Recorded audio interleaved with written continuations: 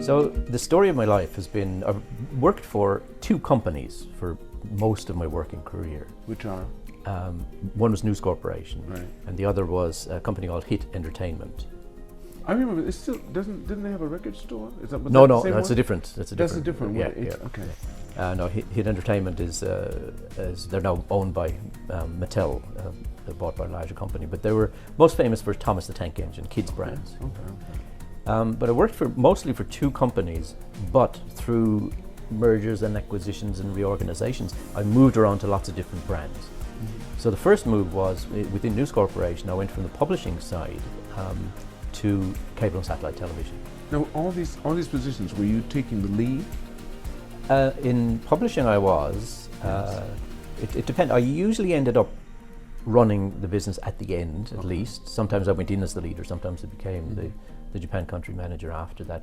In the case of moving from publishing to television, that was when News Corporation was partnered with, first of all, with SoftBank, and created this thing called J-Sky-B, which, eventually, people who were around at the time would remember, like Murdoch bought shares in TV Asahi and caused all sorts of things. But that was just, he was just coming in and sort of shaking things up. But he partnered with Masayoshi Son, SoftBank, and that quickly turned into Fuji TV, and Sony came in, and that turned into what eventually became Sky Perfect TV that's here now. So I was part of the team from News Corporation, seconded into that early Sky Perfect TV. So where are you now? I mean, so that leads you up till now? No. Okay, let's go. I went through all that. I ended up running News Corporation's broadcasting business, now called Fox International Channels, which has now been bought by Disney. So it's just, all of these ownership and structure, organization But keeps Disney on bought changing. Fox. Fox is not here. Is it here anymore? It exists doing? as a channel, But it's not doing anything. Well, they're still on cable and satellite television and all the streaming services. Okay. They're selling content and everything. Okay. Oh, it's still a very, very, very strong Okay. brand. Yeah. Right. Yeah, but that industry has just changed, so much. And Well, it's, as John mentioned in his yeah, podcast. Yeah. So tell me. So what's your experience after that? From there, I was basically, my job in that industry was really about business development rather than TV per se.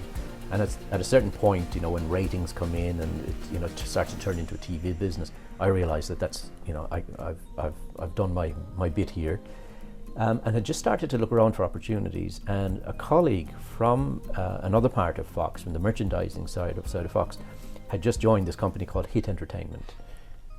Hit had been bought by a private equity firm. They were looking to double their business. They had a small office in Japan, but they knew that there was a much bigger business to be had. So I was more or less headhunted at that time to join Hit Entertainment and run the Thomas the Tank Engine business in Japan. Yeah. And some of the best fun I've ever had. It's a great brand. It's everybody in Japan. So what knows made it. it fun for you? It's just, so I've worked with, the common thing through, I suppose, most of my career is working with foreign brands in Japan. And, for most foreign brands, it's a real hard slog, just to get your name to sort of a degree of recognition with Japanese consumers. You spend, hundreds of millions of dollars. Thomas the Tank Engine was already there, everybody knew it. And that was thanks to Fuji TV. They had built it through their broadcast, since the mid-80s. So to come into a brand and really be able to do anything, and it's a licensing business, so you literally, all the categories were there to monetize if we saw the opportunities. So very, very few barriers.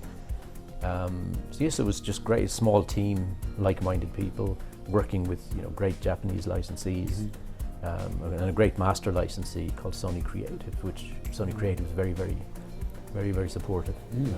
That's good. It was just fun, and the biggest fun was, you walk into work and you see a little kid with a Thomas the Tank Engine rucksack going off to Yochien, and you think, oh, my job is done. You're good. Yeah. Wow. So then where'd that lead you? So then again, because of acquisitions and whatnot, Hit was bought by Mattel, the American toy company Mattel. Now, Hit also owned Guinness World Records, and I had been running the Guinness World Records business almost on the side for because it was a group company. So I moved over to Guinness World Records and ran that business. Did that for about 5 years or so. I would think that'd be very interesting because you have to go around and look for people that want to break these records. And it's all kind of stuff. Yeah, and it's a great brand, and I came up with this term, and I've always been looking for these brands after that. As I mentioned, you know how much money companies spend. Big brands like Walmart comes in and gets together with Seiyu. They spend hundreds of millions of dollars, and they fail. Burger King has failed, Carrefour has failed, Boots Chemist from the UK has failed, and they're spending millions and millions of dollars. You got a brand like Guinness World Records, everybody in Japan knew it. Mm-hmm. It's part of the vernacular. People talk about Guinness Q as being, the ultimate sort of thing. Right. But the problem is that they didn't have the brand, the product and the brand match right. Okay. So they were selling a book primarily. And the book, is still, I think, the best seller after the Bible, I think, in the world. But although just for information now, Greg Story will tell you that Dale Carnegie's book is bigger than that, but we'll leave that up to the auditors. But it's a huge seller, the Guinness Book every year. But it sells as part of it's a Christmas gift. It sells, at that time of the year. So it's not digital yet. Oh, it's digital, yes, so as well. Why would people buy the book? But it's a product that sells as part of that tradition of Christmas gift giving. Okay. So if you don't have that, the book is, no matter what you do, it still sells well in Japan relative to other books, but it's not a complete business. Right. So we had to figure out a new business for it. And when I looked at the brand, so you got a brand that everybody in Japan knows, but the product match isn't right yet. And I don't know if I heard the term or came up with the term, but pre-connected brands is something. Right. Yeah. Okay. So brands that are already connected with a Japanese consumer, but you've got to work on getting the product mix right. So we worked very hard with various partners in Japan to figure out, what do Japanese consumers want of Guinness? And it turned out that the answer was they didn't want to just look at Guinness and say, wow, that's amazing, these amazing people have these Guinness World Records. They wanted a record themselves.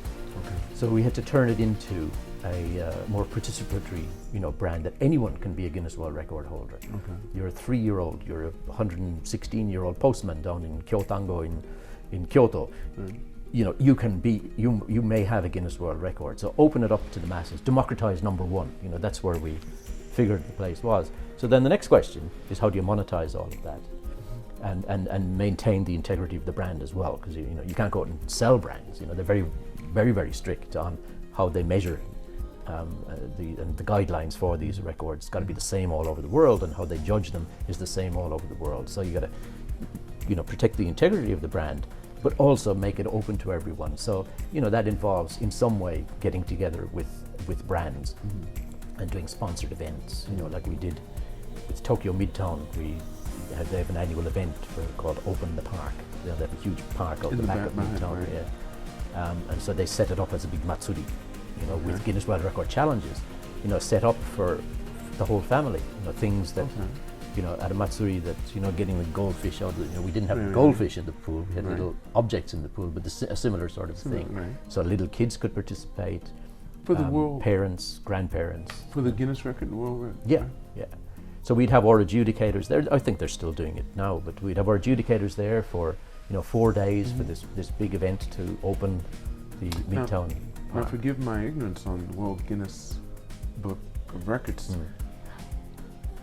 If you have a book with all of these records that have been set, and records are being challenged or made every day.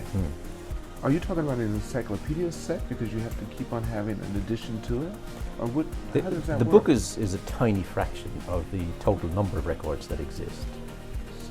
So they've got Guinness has a database of all of the records that are in existence today. Right.